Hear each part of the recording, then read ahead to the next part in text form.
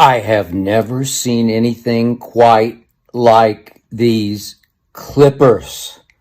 I have worn this jersey, my Lucky Clippers jersey, sent to me by the Clippers with my name on the back, for every playoff game so far this year. And I've watched these Clippers come back from 0-2 down in 2 straight playoff series, the first team ever to do that, and win their way to their first ever Western Conference Finals against the Phoenix Suns.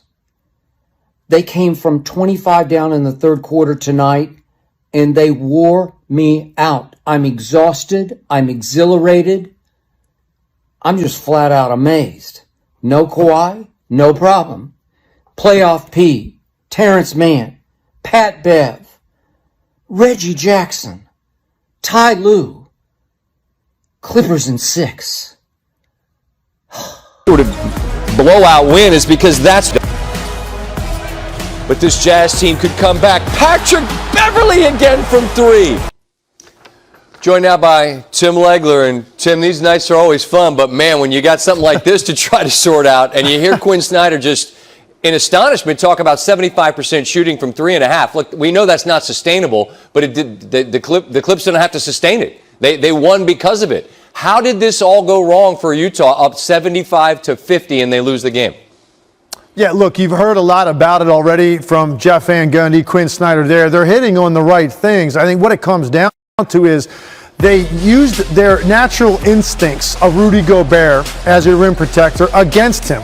And I get it. You're going to leave him on the floor initially, Scott, but when he gets to the point that you are giving up this many uncontested threes to a team that clearly now is feeling, and I don't care who Terrence Mann is prior to tonight or what you think he is, if you're Quinn Snyder, he absolutely turned into something else in the third quarter. And now you have to really make a strong consideration to get Rudy Gobert off the floor. I just think that that's the answer. He's not hurting you at all on the other end. He's not giving you production offensively to justify how difficult it was for him to do his job on the other end of the floor. They had 5 3-point shooters on the court the entire half. At some point, after Terrence Mann, gets up to about 10, 12 points in that third quarter and he's pushing 30 for the game, I just think it's time where you say, you know what, I'm going to go with 5 perimeter players myself. And actually, by the way, one of those guys probably shouldn't have been Mike Conley either. He just didn't have it tonight. You've got Ingles on the bench. You've got Clarkson.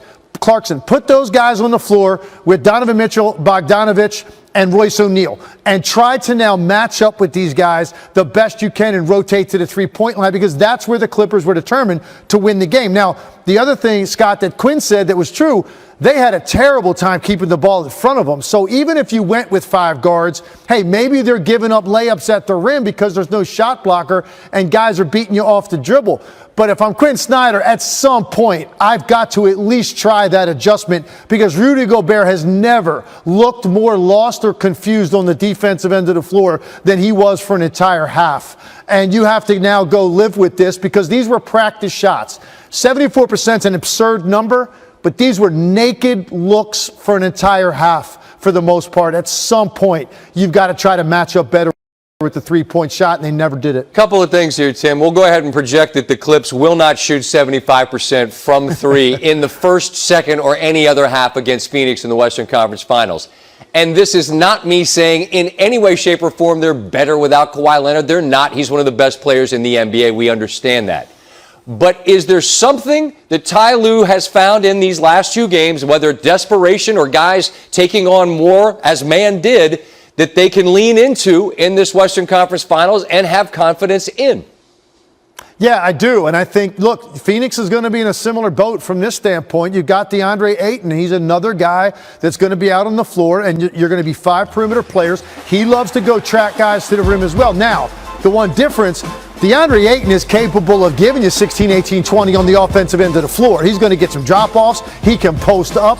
So you can at least try to counter some of that. Utah really wasn't able to do it. So I do think this lineup that they have found, where they're really not playing a big, and Nicholas Batum is probably the tallest guy in that group. And now you're going to add potentially at some point Kawhi Leonard to the mix. So now you've got 6, 7 guys that are all perimeter-based, And this is the style now going forward for them. They do a great job of getting into gaps and seams off the dribble, whether it's Paul George or Reggie Jackson in particular. And they're doing a great job right now of finding the right guy and moving it around the perimeter.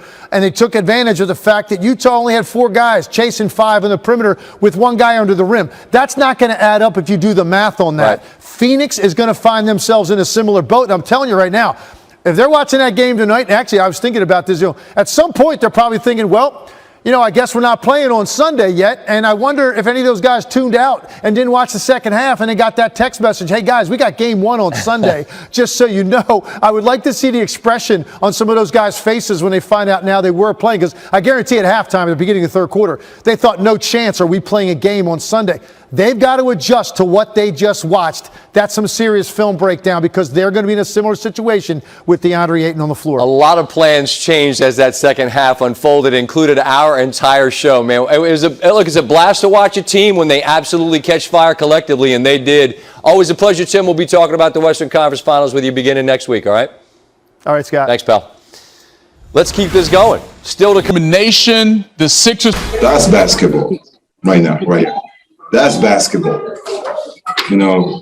Playing at home, great game, 2 great team, house respect. That was amazing. I missed that. We all missed it. And it's so cool to have those guys in the stand and to play. That's basketball. That's why we played this game. It was really, really cool. It was just a special night. And, you felt it, the cheers, the excitement, you felt the monkey off of the Clippers' back in terms of, getting out of the second round. Turned the ball over a lot. We just didn't execute defensively. We didn't get back. Letting guys do whatever they want. We were up 22 points, and there was a point where we just kind of acted like, I wouldn't say intentionally, but just a kind of, I wouldn't say it was like, intentional effort. We were in the huddle communicating and we were fighting. But we just made certain mistakes that we didn't make to be up 22. And, like I said, with Terrence, I don't think any of us expected Terrence to go off the way he did. So that kind of, was a little bit of a punch, and we weren't ready for it. And that can't happen. This hurts more than last year because we were up again, lost, again. And this is going to eat at me for a long time, watching the Clippers and the Suns play in the conference finals, and even watching the finals. Had an incredible regular season, made so many pushes, and we continued to fight. But man, this is going to eat at me even when I go to the grocery store. I'm gonna be thinking about this. You know what I mean? This is wow.